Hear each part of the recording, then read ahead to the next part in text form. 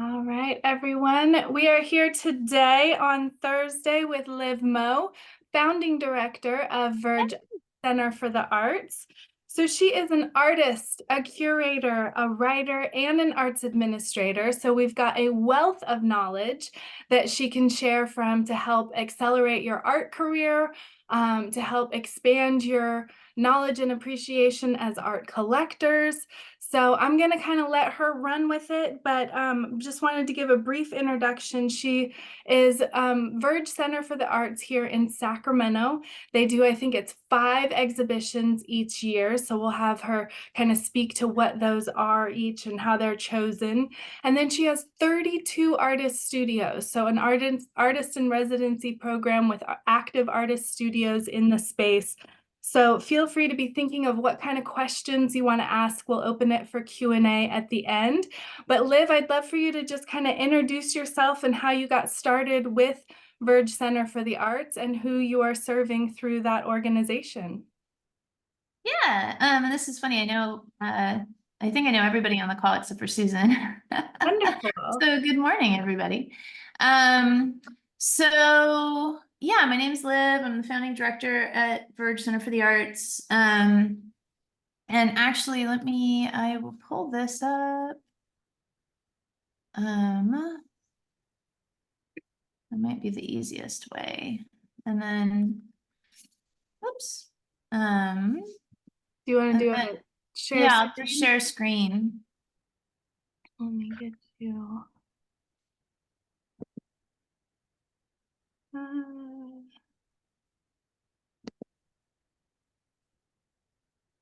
All right, it should work now.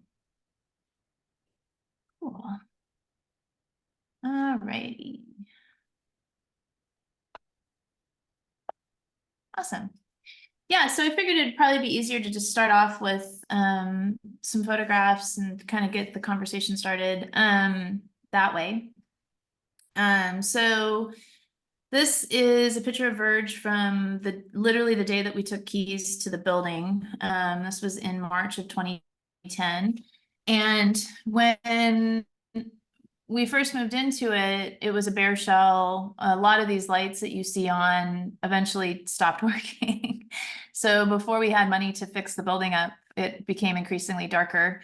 And everything that you see now, obviously is all changed significantly, and there's studios everywhere. So this center spot, this kind of loft area up top, is now all studios. Everything below that is studios. Actually, the gallery itself doesn't start until a few feet in front of these big posts that are in the center of the room. And the building was originally a furniture warehouse. And in addition to that, it had mechanic studios on the west side. So it was cut up into a whole bunch of different little warrens and meters and spots. And actually looking at this photo, I forgot that it came with a drinking fountain that we promptly got rid of right after we moved in. But the intention of Verge, it was originally started as a commercial gallery that I was an employee at, and then it transitioned from that into what it's become now. And when it was a commercial space, the idea was to be bringing work here that you wouldn't have seen in Sacramento otherwise, which, we don't have a very robust presence for contemporary art in Sacramento.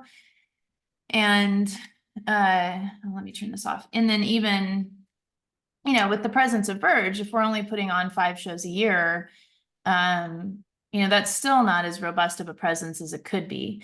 I think some of that may be because we're kind of living in the shadow of the Bay Area, which has such a huge contemporary art presence, because there's just so much activity and gallery scene and alternative spaces that are happening there. But it's also not as though there's a lot of crossover necessarily between those two locales. So it is kind of funny how isolated we can be sometimes. But the focus in this space was to be really multifaceted. And so here's another shot. So this was on the right. You can see what our classroom space was originally, Wow. which is really wild to look at now. It's just kind of unbelievable.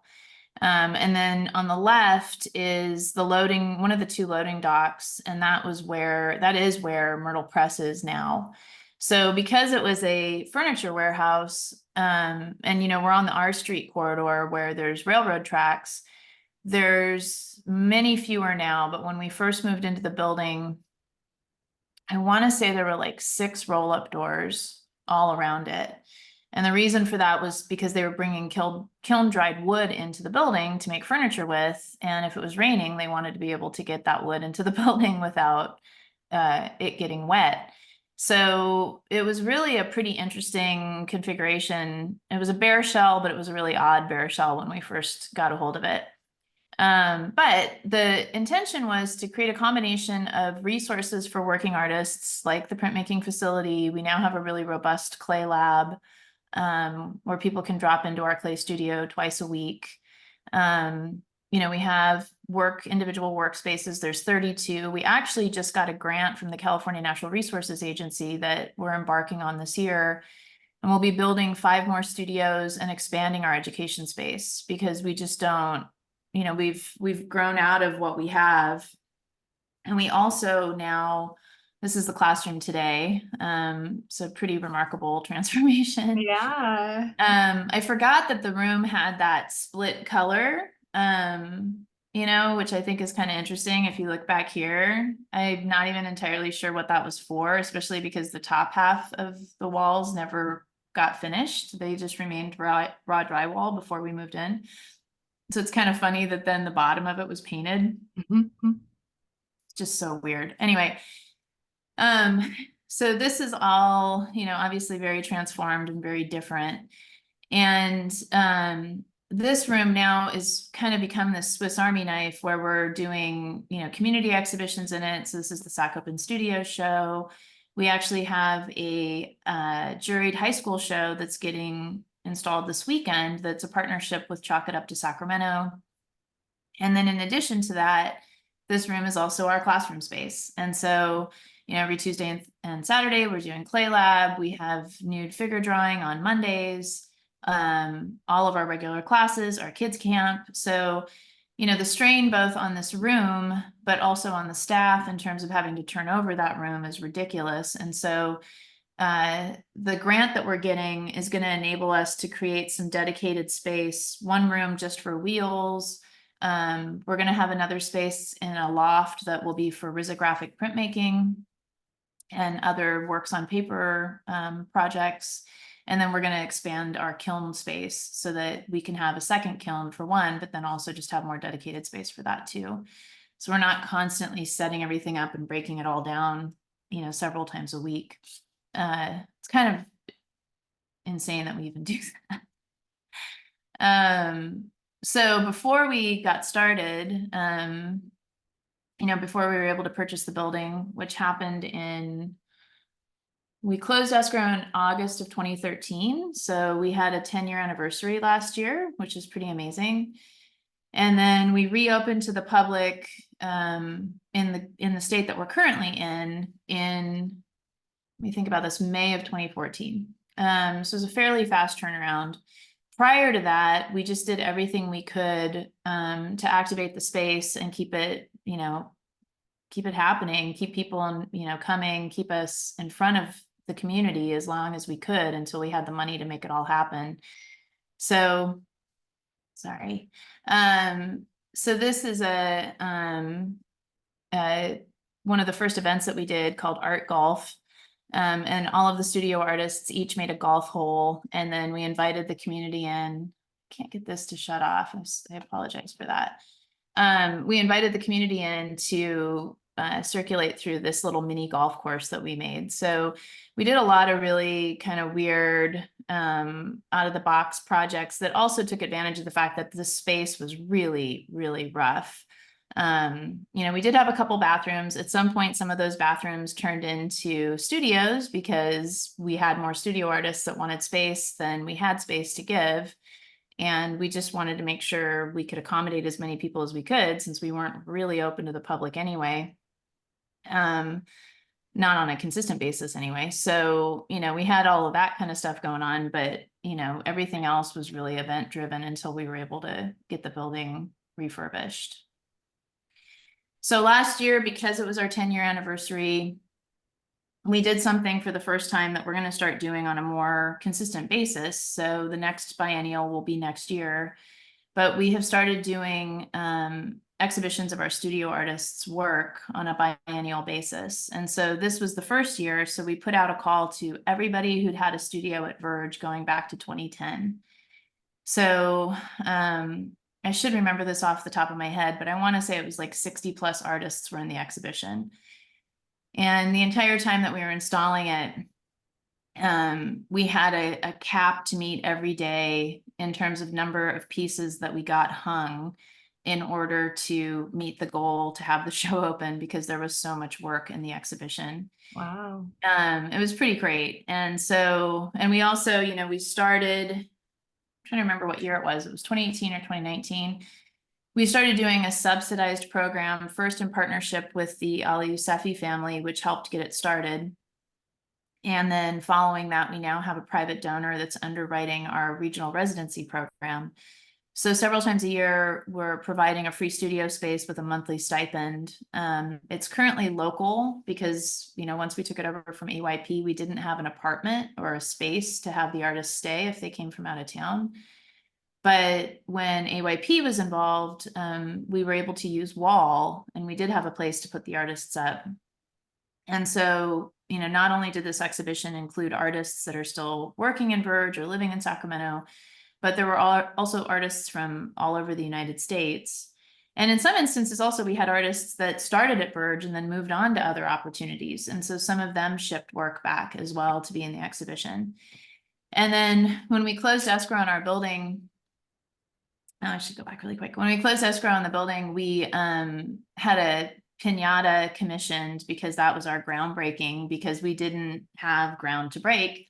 And so the first piñata, actually, I should have tried to find a photo of it, was the building as it was when we first got it, which was this really hideous beige color. And, it was just kind of sad.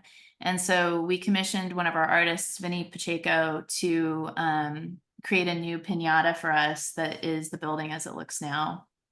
You can kind of see it back here, peeking out as the other side. So this is the flip side of this exhibition.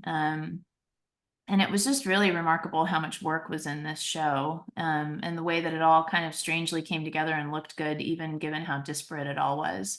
So, we had everything from performance and video work. We had a, what do you call it? Augmented reality piece. We had, more traditional 2-dimensional and 3-dimensional works.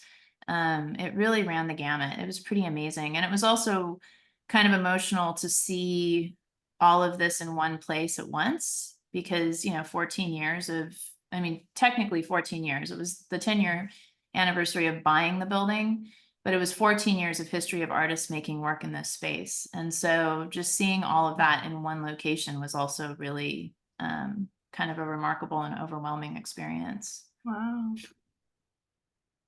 So in terms of some of the stuff that, we've been focusing on, in terms of exhibitions and kind of the vision for what we've been bringing to Sacramento for the last, 14 years, really 10 as the space is known now, is a concentration on dialogues and ideas relating to work that wouldn't necessarily be making it to Sacramento otherwise, or really not in the frequency that it would be cool to have these conversations in.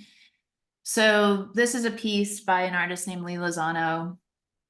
And Lee Lozano was a mentor to Stephen Kaltenbach, who, everybody regionally is familiar with.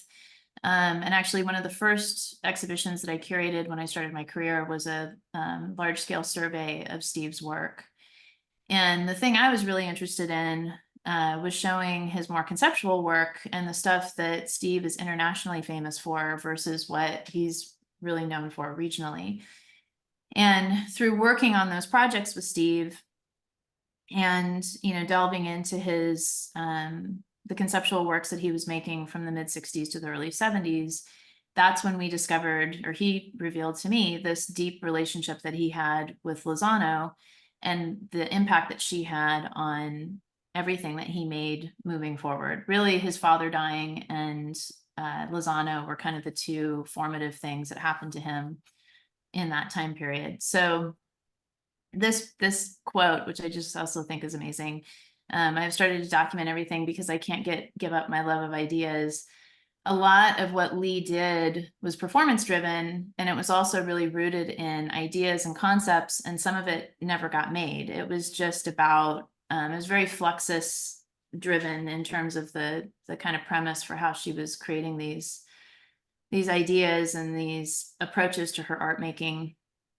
And so I just love that thought, that idea that maybe it is about ideas. And sometimes those ideas manifest into, things that are more static and more discrete. And sometimes they manifest into things that are ethereal, and they're just the way that we interact with each other and how we navigate life. And so I thought that was really cool. If you delve into Lee's work in a more meaningful way, she is a pretty bizarre character. She was working with a lot of artists that I really deeply love, like Dan Graham and Steve, and a lot of the conceptual artists of that time. But then she, I think maybe due to mental health or substance abuse, had a psychotic break in the 80s, and then stopped speaking to women for the last part of her life, which I think is interesting. Wow. Yeah, specifically women. So kind of odd. So, speaking of ideas and approaches to art making, so one of the other things that I've really been compelled by and had wanted to do for a while, but wasn't sure if I ever would, because it's, the slant step, which is this regional object that's been inspiring folks for decades. And, I wasn't sure if I wanted to wade into that whole thing again, because everybody has had a moment to do something with the slant step. But, for a lot of us, especially those who are more driven by conceptual art and dialogue of that nature, the slant step weighs pretty heavily in a lot of those conversations. And a lot of the artists that have come through this region that went on to larger fame also were really deeply influenced by the slant step. So it has kind of become this touchstone. And on the left, I was invited to participate in an exhibition about the slant step in 2014. And I think that exhibition was the anniversary of the Nelson show that had happened in the early 80s, if I remember right. There's been a lot of anniversary occasions that surround the slant step, and that drove this particular exhibition. So I was really thinking, like, how do you make something that is the embodiment of a useless object, right? And so something that a lot of people share with each other over the holidays, and that, gets gifted a lot and pops up at different times, but is never eaten, is fruitcake. And so I had the idea to make a fruitcake shaped like the slant step, which is what I did. And then instead of linoleum, it's covered in fondant, with the little piece missing and everything. And then for the reception, I made a second fruit cake that the attendees of the exhibition were able to eat. So I ended up having 2 slant step shaped fruit cakes. And actually people ate it. They were psyched, which I thought was really funny. A fruit cake is really expensive to make, especially one that's the exact dimension of a slant step. I hadn't really given that any thought, but all of the dried fruit and the alcohol and everything is not cheap. I mean, it wasn't a huge deal, but I was like, oh, makes sense. Here's this expensive cake that people share and then no one eats. So anyway, it was pretty fun. It was cool. The LA Times, we spoke on a panel during that exhibition, and the LA Times decided to reveal what the slant step actually was, which was some sort of bathroom device, which I don't totally believe. But anyway, I just thought, yeah, way to take the joy out of it. Thanks, Christopher Knight.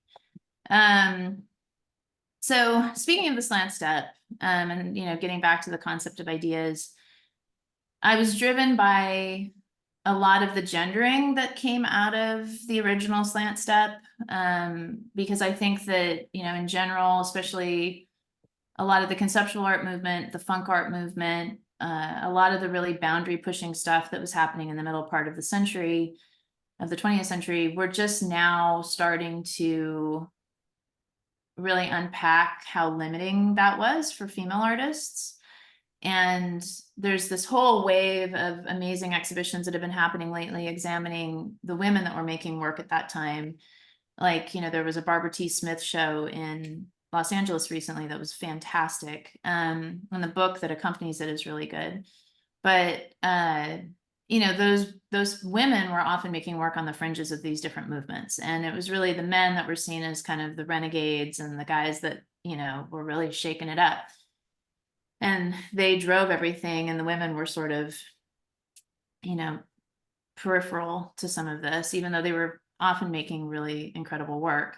That being said, this quote is really hysterical to me. First of all, because I love it. And, when I still either lecture or the limited amount I've taught recently, I love sharing this quote.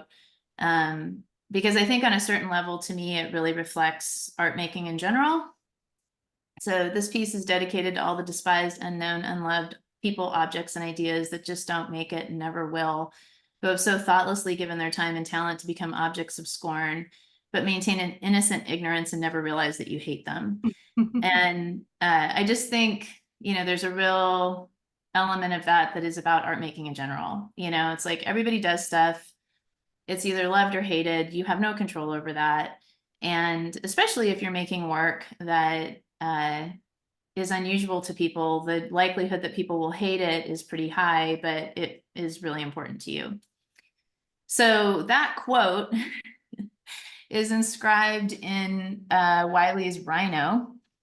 And so, speaking of this gendering of work, something that I think is really funny is that, the slant step, which all of us see as this touchstone, the first piece of work that was made about the slant step or inspired by the slant step had a giant dick on it, which is just like so metaphorical and so funny to me in so many ways, because it's like, here's this sort of ambiguous, mysterious, amazing thing. Let's put a dick on it. Like, it's just, yeah. Which then brings me to the update of this and what kind of combined forces into the anniversary of the original Slant Step book being published and coinciding with Gordon Hall's amazing essay that you can find on the Walker's website, the Walker Museum. So Gordon Hall is a non-binary artist who is currently living in Chicago. I think Gordon is still in Chicago. But when the bathroom bill was passed in Minnesota, Gordon had already been drawing inspiration from the slant step and was thinking about the ambiguity of the object and what it meant to them as an artist, as somebody that doesn't identify with either gender, and then published this amazing essay, kind of weaving all these ideas together about this ambiguity of identity, objects that have fuzzy meanings, relating this to what bathroom you're allowed to use, depending on how you identify yourself. And it was really mind-blowing for us for a lot of reasons. First of all, that this uber masculine art movement, or at least one that started out uber masculine, that literally originated 2 blocks from Verge, which was part of the interest for me as well. It was published 2 blocks from Verge, that now this object has grown legs, has inspired an artist that has no ties to Sacramento or to Northern California, and has now, written this essay about it relating to a gender dynamic that none of those guys in the 60s could have possibly fathomed. I mean, chef's kiss. Like, there's just so many layers to that I find absolutely perfect. So Gordon, in their essay, says this object, compelling to so many in the past 50 years, is compelling to me as well, insofar as it encourages me to read more slowly. It makes me want to see it as more than one thing at once, or as many different things in quick succession. Looking to the slant step as a teacher, I want to learn what it seems to already know. I can't always know what I'm looking at. Clearly already well used in the mid 1960s, but for an inscrutable purpose. The slant step speaks of bodies without being able to name them. And I just, so fantastic. So we did reprint the book, and so what we did was we made a very faithful reproduction of the original book that we still have available at Verge. And then we published a companion volume with it that includes work, essays and images by Gordon, by I. Preston Mint, Angela Willits. So the other thing we did is we wanted to update that exhibition and bring in a lot of the artists and the voices and the individuals that weren't part of that dialogue to begin with. We also showed Dorothy Wiley's films that were made about that movement at the time. But those, individuals like Dorothy, a lot of the female artists, like I mentioned earlier, were very peripheral to the movement. So we got to do a grand updating and draw this whole thing into the present. So at the same time, something I've been thinking about and working on since that happened, since we worked on that exhibition, this is a piece that I made in 2009, 2008 called Giggles. And I found this sleeping bag in a thrift store, and it's flesh colored, right? And it's kind of this weird snuggie sort of situation where when you put it on, it has snaps over the shoulders and then you zip it up. So you're supposed to be able to like basically wear it. And the thing about it that I thought was really funny, I mean, it immediately to me kind of looked phallic even before I modified it. And the thing about it that I thought was really exceptional was that, there's this whole concept of like, male ego being very fragile, and, you don't want to, insult a guy that you don't really know or make a joke because the joke may not land. And then, I'm also thinking about all this work that like the Wiley piece that immediately has a dick on it. And it's like the first inspiration for this whole ambiguous art movement. And so, those sorts of ideas, I started thinking, well, it'd be really funny if you just completely fashioned this thing into a dick and then made it into kind of a joke that like, it's like a slumber party gag or something. And so when I created it, it's all safety pins. So there's no sewing or there's no fanciness. It's literally like something that somebody could have done as a joke. And, it's something that now I've started thinking more about, and I've been working on a collection of essays for the last year and a half, about how frequently phallic symbols end up in art. And, between the Slant Step show and then also a couple of years ago, we did a tour of an artist's collection, and they have been collecting consistently from about the early part of the 20th century, like maybe the 40s to the present day. And it was shocking how much of the work in this collection was dick shaped. And I just thought, this is so weird. Like, I think that we're all kind of desensitized to it because it's so consistent that you just don't even notice, or you're just like, oh yeah, that's this like phallic piece of art or whatever. And then you start thinking like, you don't see that same representation for female genitals. So what is that? Is it like, just the pervasiveness of the patriarchy? Is it, I don't even know, it's like, it's an element of our culture and our art culture that I hadn't given a lot of hard thought to until, probably the last several years. Interesting. And then as a flip side to that,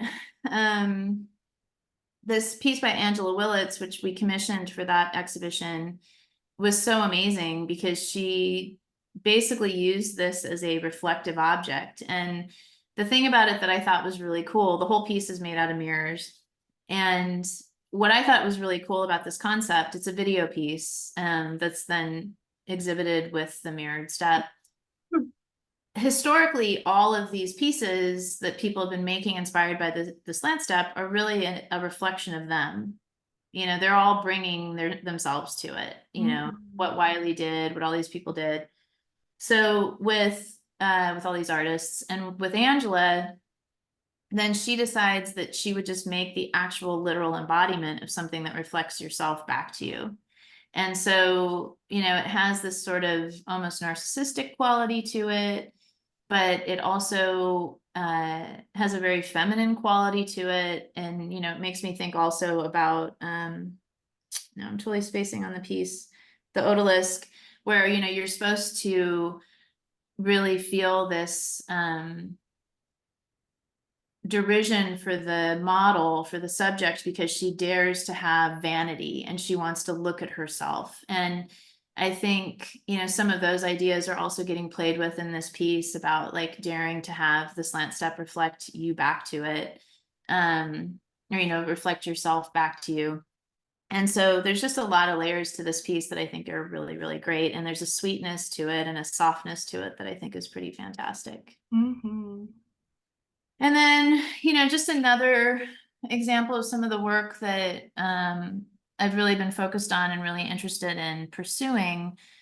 I think, we've done a lot of exhibitions over the last several years. And in general, something that we've really been focused on is exhibiting work by artists that are on the margins, artists that have not been centered historically, and also having more meaningful dialogues about artists that can draw them out of something that most people may not be familiar with or comfortable with.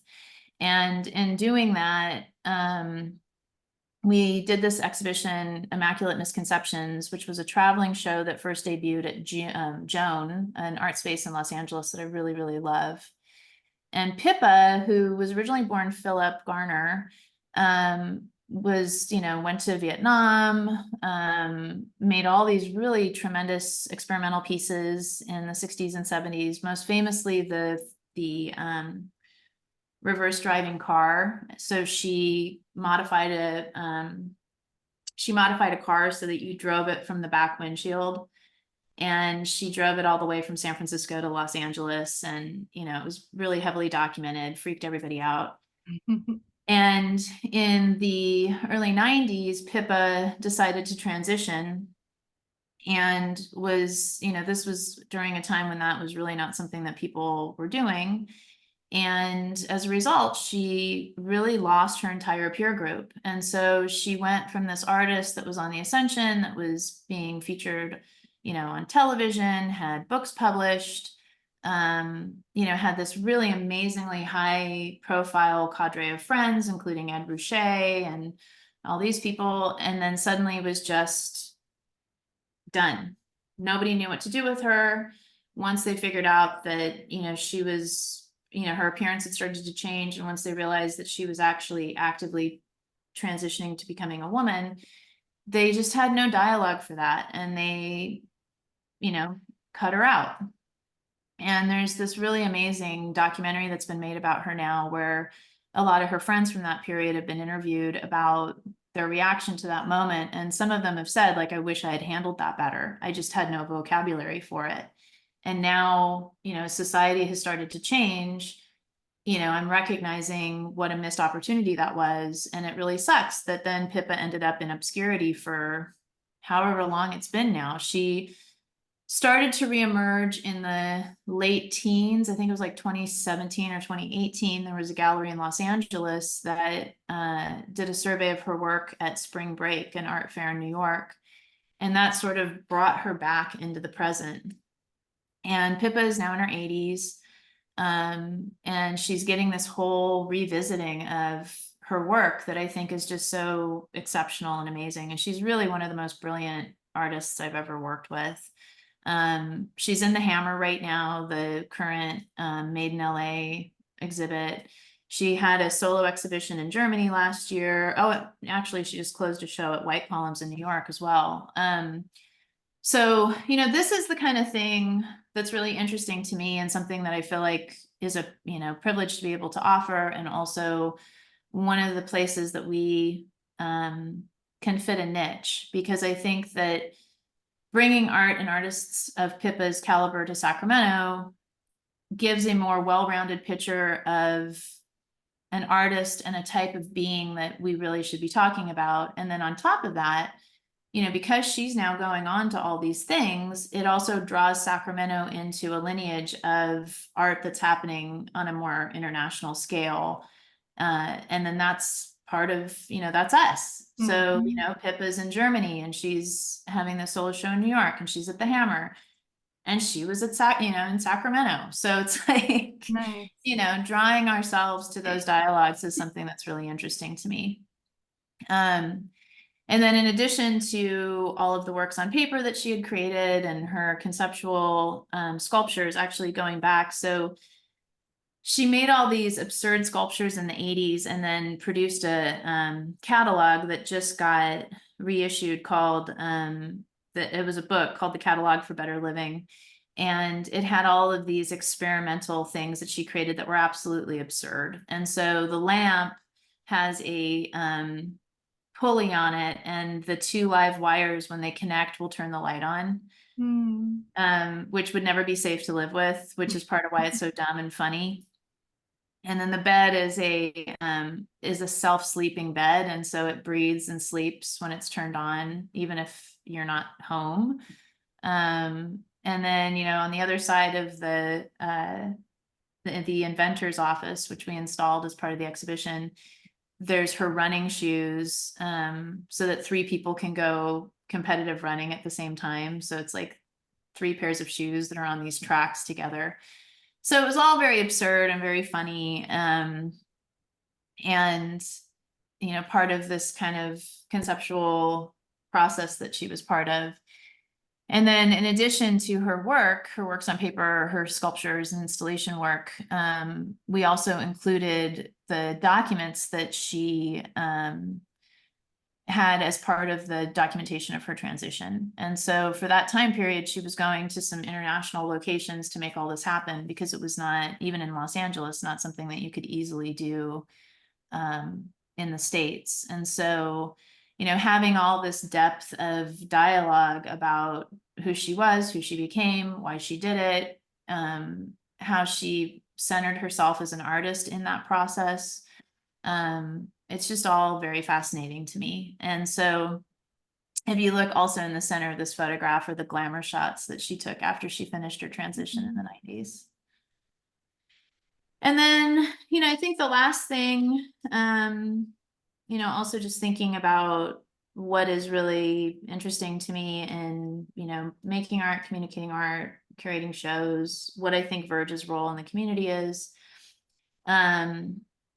There's an artist named Matthew Hoffman who's been doing the You Are Beautiful project now for, I don't even know, probably 30 years. And pretty early on, when Verge moved into this building, these stickers started turning up all over inside the building. And, that was a very difficult time, because when we got here, the building was in a really rough state. We didn't really have the resources we needed to make something happen with it. We didn't know if we ever would. So, there was just a lot of unknowns. It was very stressful. And when I started coming across these stickers in the building, it was nice, which is really the intent of Matthew Hoffman's project. And you can buy them online. And the whole idea is to disseminate them anywhere that you think would be nice. And Mm. so, I think those moments when you can do something that is either anonymous in the community or through an exhibition like Pippa's show, where you have something that's more direct and specifically about a person, an artist in particular. But I think that any places where you can draw those meaningful connections and change somebody for a moment is really what I'm interested in. And I think that, life in general is very difficult.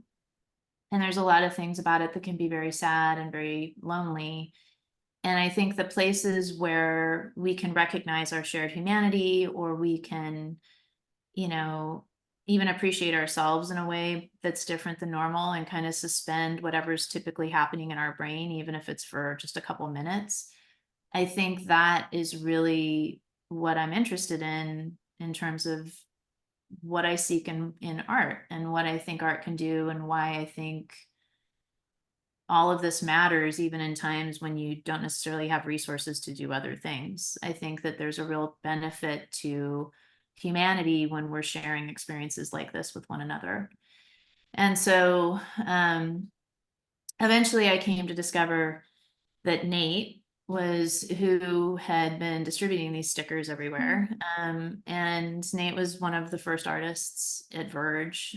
He sadly passed away unexpectedly in 2018.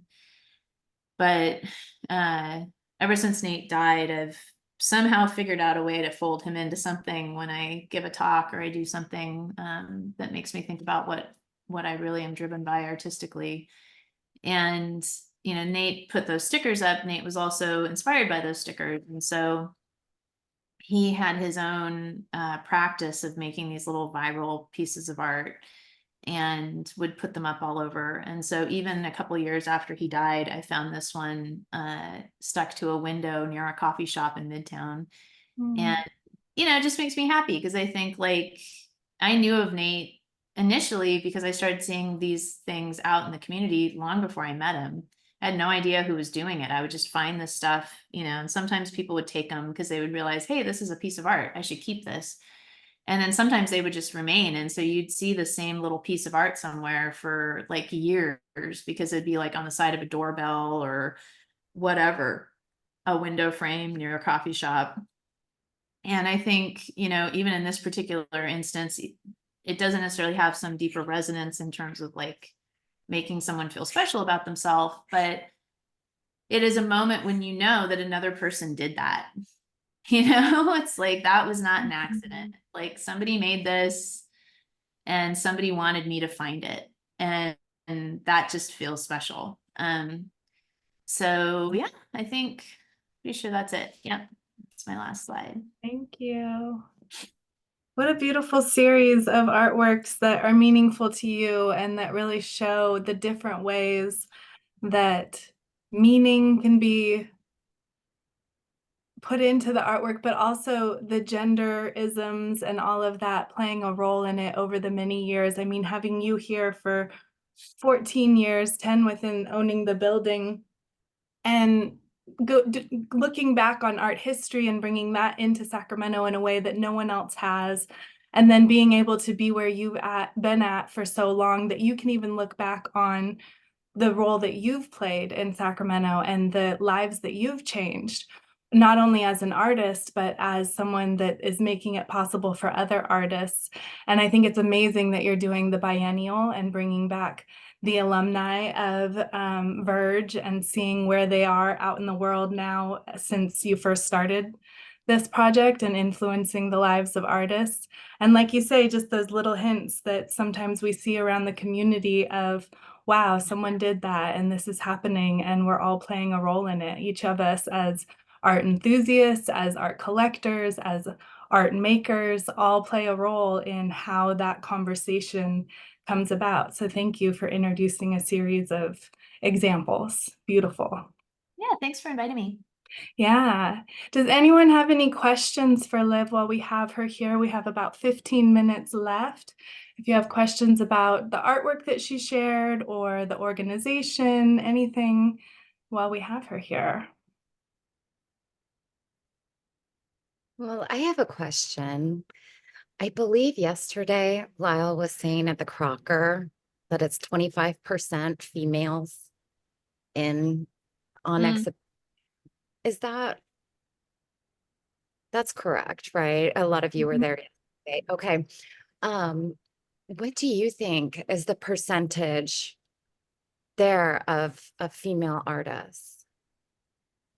I mean, if that is the case, that's fairly high as the industry has gone historically. There's that, I can't remember what the exact percentage is, but there's that famous Guerrilla Girls piece where they did, the average percentage of every major institution in the US. And I think it was like less than 6%.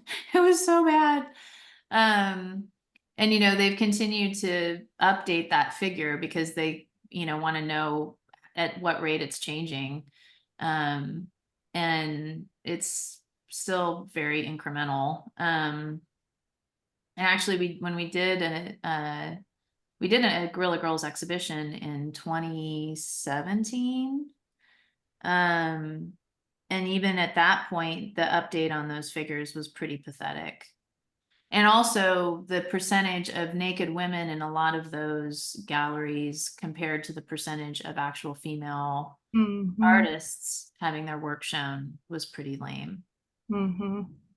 So I mean, if it's 25%, that's great, because that would be more than I would assume. And I think that, in general, actually the studio tour, which enters its 20th year next year, the first year of the studio tour, I was on it 20 years ago, which is crazy.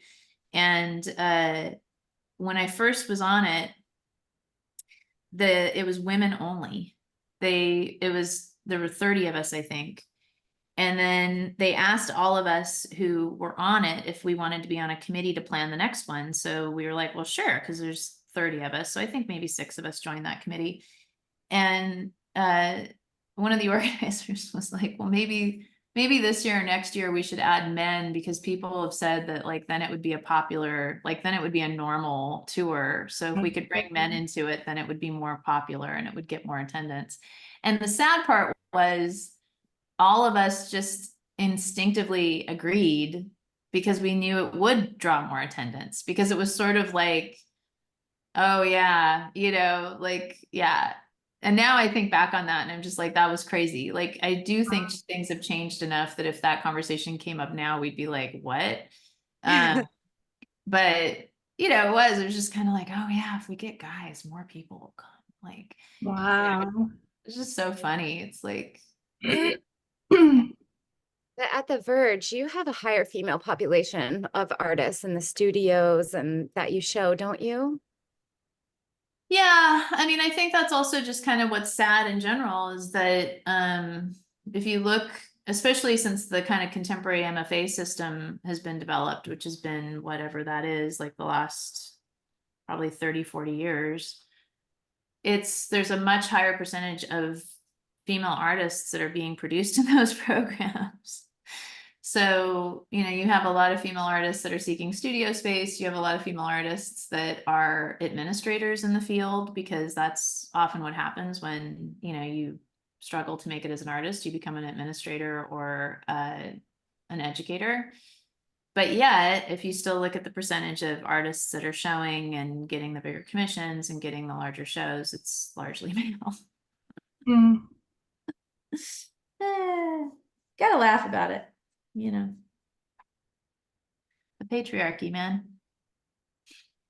And it's beautiful what you're doing to at least bring it to conversation. If the change is slow, at least the conversation is bringing it to light, and that makes so much difference. I think the change I've noticed is that, like when I was an undergrad, there was a whole dialogue about like avoiding female art shows, like if you got invited to a show of female artists, to not do it, because it reinforced the marginalization of being a woman artist. And so you should be in a show, period. It's like, why aren't there just shows? Why are these things being created in buckets? And I think, we're still seeing that happening with other marginalized communities, especially BIPOC artists and, people that want to reflect different cultures and races in specific art shows, as opposed to just making an art show. And then, we all get to be together and we don't necessarily have to make art about our own identities,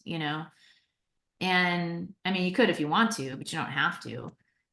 And I do think that is starting to shift, because in the past, when you were having those conversations about female representation, or even just working on that Slant Step show, talking to some of the old guard that was involved in that, they were very like, well, yeah, we didn't invite women, it was complicated and annoying, we just didn't. So it was sort of like, I don't have patience for this conversation, and don't bring your kind of feminist bullshit here. And now I just don't think that sort of dialogue I think that would be different.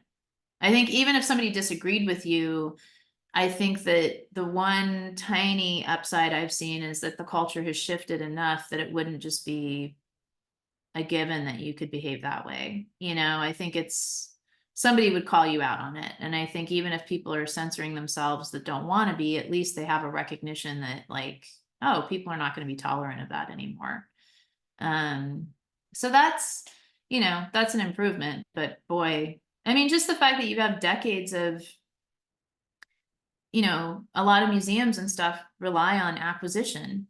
I mean, that's, you know, they rely on collectors giving to the museum. And so, you know, just that alone is a lot to undo, because a lot of the estate gifts and the things that are coming in the short term are all going to be coming from, you know, probably largely male artists, because that's historically been where the blue chip and the bigger value art has been driven. So, you know, there's just a lot of things that need systemic undoing, and it takes a while, you know. And Verge does an amazing job of championing emerging artists and artists working with different media and untraditional forms. And in doing that, I'm curious, are you also finding that the collectors that you know and the donors that are contributing to your organization, are they more of a emerging, younger, new to art, or is it more of the old guard taking on a new vision? What does that look like? It's kind of a mix. I mean, I think, you know, philanthropy in general is typically, you know, generationally older, older donors have had a more consistent understanding of how philanthropy works compared to younger donors. In terms of the importance of it and the amount of contributions and things like that. There's actually a lot of research and discussion about this nationally, because what's going to happen is generations start to shift, and in some ways it'll be better because you'll have, you know, new voices entering the influence of different institutions. But then the flip side of it is, will there be the same kind of resources that are, you know, supporting those institutions? So that's difficult. You know, I think that for the most part, what people recognize, even if they don't necessarily always appreciate what we're doing or get it necessarily, they see that there's a niche being filled with what we're doing. So, and I think also because we have all this other stuff going on with the studios and the classroom and everything, they recognize that it's an educational tool, even if it's not art that they want or understand all the time. And I think that's something in general I encourage everybody to do.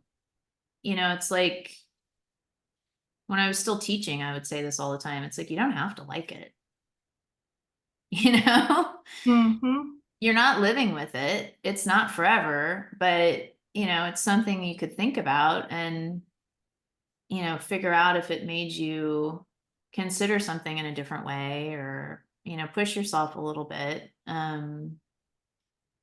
You know, I mean, something I didn't show because I didn't, you know, we've never done it. I would love to do it. I just don't think we could afford it. But one of my favorite pieces of art of all time is called The Clock by Christian Marclay. Best thing ever. And when I was still teaching, one of the things I would have my students do was look at something. They'd have to go online or go to art publications and find a piece of art that they felt was not art. And then they had to defend it. And for, you know, defend their position. So for a couple of years, consistently, the students would pick The Clock, and they would just say, you know, this is not art because he didn't make every video clip. And basically what The Clock is this piece that took Marclay like 3.5 years to make, where he made a synchronized clock comprised of film clips going back to the start of film. And so every single time that a clock or a watch or a bell tower shows up with a time on it, it would mark sequential time in a 24-hour sequence. So you could go sit there and watch in real time, you know, multiple hours of a montage of film clips that would make up a synchronized clock. Love it. I mean, it's just so goddamn good. And then when you think about like film in general, which is really a metaphor for time, because it takes 24 cells to make a second of film, depending on the film you're making. So, you know, you've captured literally time or a moment in time, and then he turned it into a clock. Ugh, the best. And it's just mesmerizing. I love it. I wish that we could bring it here. But, you know, that became this whole dialogue with my students about like, well, he didn't make all the film clips. He was just an editor. I don't get how that's an art piece. Like, and I was like, okay, fine. But like, why don't we unpack the pieces of it first and think about whether he needed to do that, and if that would have been as effective a tool as if he had just done what he did. And then we started talking about it, and then they'd be like, oh, you know. Mm-hmm. So I think sometimes there's a little bit of that. It's like you don't necessarily have to come here and like want to buy what you're looking at or live with it or love it forever. But you know, you had an afternoon to kind of change your thinking about something. And that's what I'm Mm-hmm. interested in. So powerful. Thank you. We've got less than 5 minutes left. I'm curious from your perspective with an audience here that is watching now and going to catch the replay of mostly women artists and women who are looking to either enhance their collection or start collecting art. Do you have advice or any perspective that you want to offer, encouragement, support in their doing so? I think the thing, I mean, the studio tour is a really good example of this, and it's continued to get better every year because we keep getting the numbers from the artists about how much work they're selling. And I do think there's a shift for people in needing to kind of recognize that folks who have art collections just start talking to artists about buying their art. It's really that easy, you know?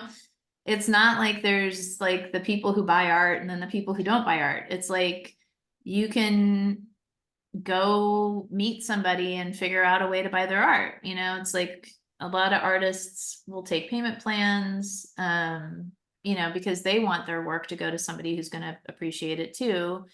And it's always interesting to me the places that people invest in their living space without thinking about buying a piece of art, or they'll go buy something decorative somewhere else that probably cost as much or less than, or I mean, cost as much or more as a piece of work by an actual artist. Mm-hmm. So it's something I just think is so funny that I think a lot of people just assume, and you know, part of that I'm sure has to do with just kind of, you know, historically art collection has always kind of been associated with people of higher means. So I kind of get it.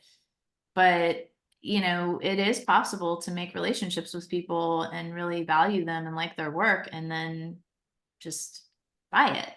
So, you know, that's something, and especially if you're on the studio tour, you're not necessarily navigating the gallery system and you can work with people directly. So, um, you know, I keep telling people like, yeah, just go buy art. It's not, there's no mystery to it. I Like you love can it. literally just Yes. go buy a piece of art. Yes, yes, yes. And I do a lot to support artists in making that a one-to-one connection. I mean, as an art consultant, it's my job to facilitate that job, but you make more money when you can do it yourself and be that one-to-one with the collector and the people who are interested in what you're doing. So I love that. We're at time now, but I'm curious if there's resources or websites that they should go to participate in the studio tour or to get Oh a yeah. studio at Verge? Um, How can they get yeah, involved? so registration opens March 8th. It's coming up.